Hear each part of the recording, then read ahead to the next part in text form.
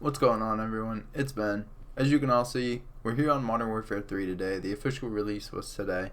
It's about 9 o'clock though, so it's definitely going to be a late upload, but not like I'm really on a specific schedule anyway. I haven't got to play too much more of the campaign since that first video.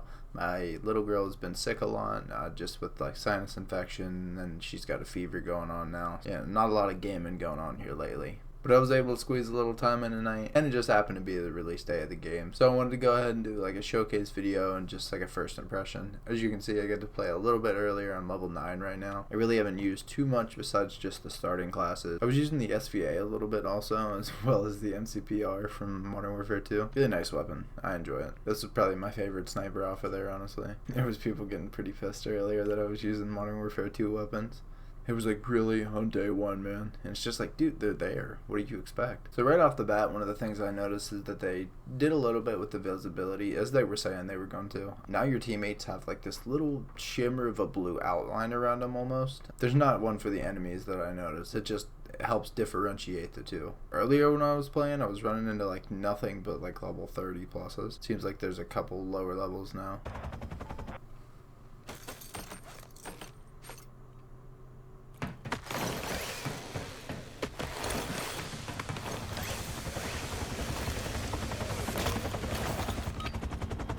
What in the hell?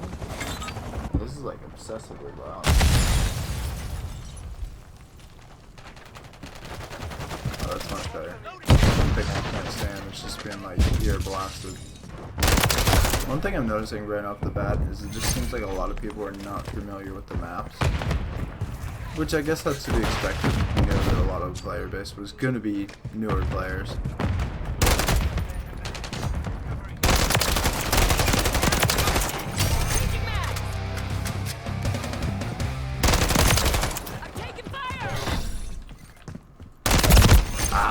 As for the guns I've had access to though, they feel very good. Nothing feels crazy overpowered yet. I haven't noticed myself getting ultra beamed by any kind of weapon so far. Right now I'm just trying to get leveled up in general just to unlock weapons, but I don't exactly know what I'm going to start grinding first. There's a guy right here. We don't let shit like that slide. Okay, damn, that was aggressive. Aim assist is definitely something they're going to be complaining about this year. It's fairly strong. I think that they'll definitely end up adjusting it to a degree. As I say that, I completely Oh, but like I was saying, I don't know what weapons I'm going to be grinding out first just to get the camo challenges done. Right now I'm just kind of using whatever just to get leveled up. The game feels really good though. It's awesome to play on these old maps again. The flow feels so good. It's like, I mean, it's what we've been saying this whole time. You don't need to change anything. Just build off of what we have. And giving us the map is a good start. Obviously, each one of these maps play different to their own degree with the whole canceling and jumping system that's in the game now that didn't used to be. I think it's cool that they still give us ability to use a lot of the ladders that were previously used in the maps though. It kind of keeps that classic old school feel going. I haven't looked at any spoilers or watched any spoilers for the campaign yet either. I've been trying to, you know, save that. So some of the videos have genuine reaction. If you watched the last one, you know what I mean. But I have heard just tons of people like complaining about how bad the ending is. I don't know what that really means. It can't be any worse than some of the later campaigns we've had though, so I don't know. I'll be playing it out here soon and seeing what the whole fuss is about. Man, that's getting us something. The hitbox is not the issue like a lot of people were complaining about. I remember people talking about how since it's a smaller skin, it's going to be a smaller hitbox.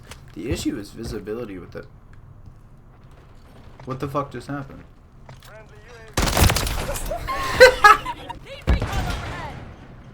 What is going on right now? Oh my god. What the hell? What the fuck?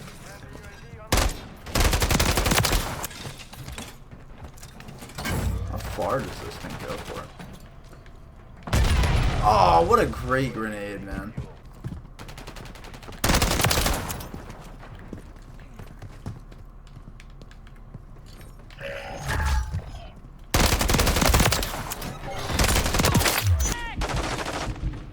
No way. Wait, what? I can't lose those, man. Even when I'm dying, I'm still like having fun though. It doesn't feel like super enraging. Yeah, you know what I'm saying? We're one day. So.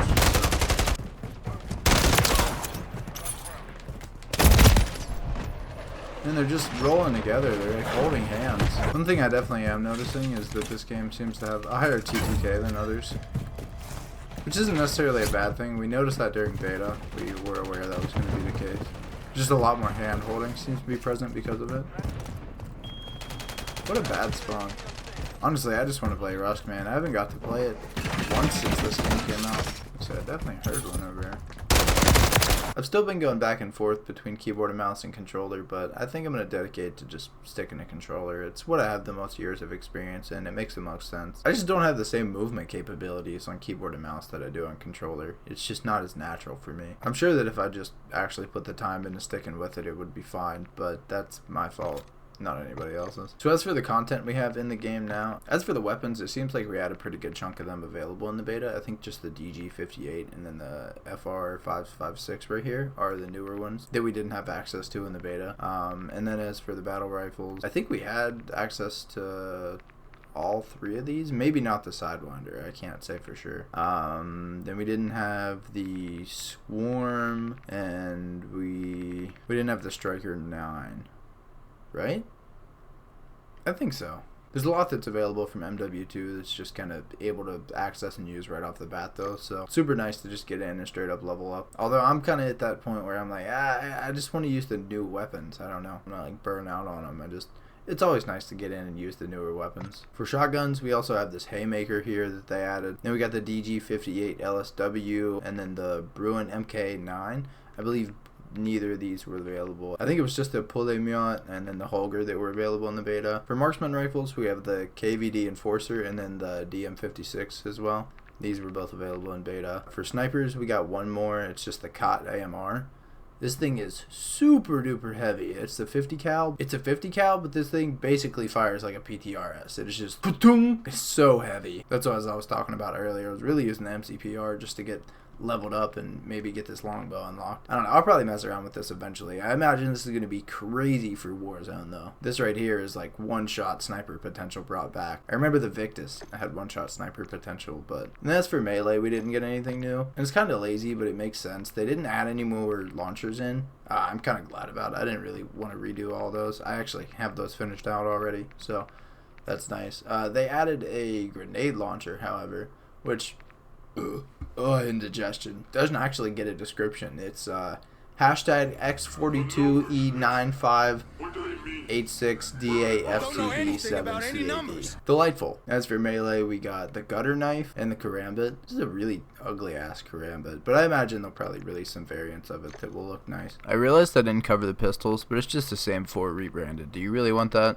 Also, I think it's hilarious that the campaign has its own launcher for MW3, but to play the actual multiplayer, you just play through the COD HQ. As for operators, they brought all our MW2 operators into here. The battle pass, it actually is just the same as MW2 battle pass. I believe all the calling cards and emblems, things like that, carried over. So if you had all your like camo grind calling cards and emblems, feel free to slap those on day one. I'll probably buy the battle pass eventually just to start getting the COD points from it, but right off the bat, I'm not too worried about it. I don't know where I got this from necessarily, but this was available for me whenever I opened the game today. It was just the zombie ghost. I think that may be just from the event. I don't know, man. There's too much shit going on in COD anymore, and I don't have time to keep up with all of it sometimes. I might miss a week here and there, and then, I just missed a whole event, so it's like, As for game modes, we just have our standard 7 game modes. Team Deathmatch, Free-for-All, Domination, Search, Kill Confirmed, Hardpoint, and then Control.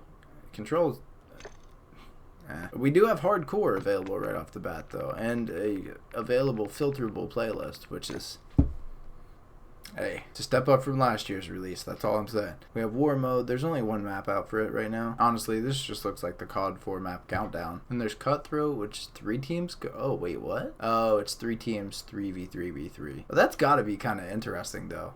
I don't know. I might have to check that out. We might do a video on that just to see what the game mode is. Then our standard ground war, we got 64 players, 4-player squads, 3 maps off the bat, which is kind of nice. And then Invasion, which I wonder if people would be abusing that for XP like they did last year. I don't even want to say abusing. It's just using the actual, features of the game. But we all know people are abusing that shit. I'm definitely going to be grinding out the camos for this. So that's for what we're all actually excited for, the camos that we're going to be grinding for. So as for the mastery camos, this is our gold. This is our gold for the year. It's got like a gilded, engraved kind of gold. I don't know, I think it looks good. And as for the platinum here, or the forged as they're calling it, it's got like this metallic cracked earth kind of look to it. I really like that. Then we have priceless, which is an animated camo. I guess polyatomic was technically animated the way it like shimmered in the light. I almost like polyatomic more just because the simplicity of it. This is like some dark matter over the top stuff, and it's not even our final camo. They cover more of the weapons than they used to. I don't know if this is something they actually put time into or not. Oh,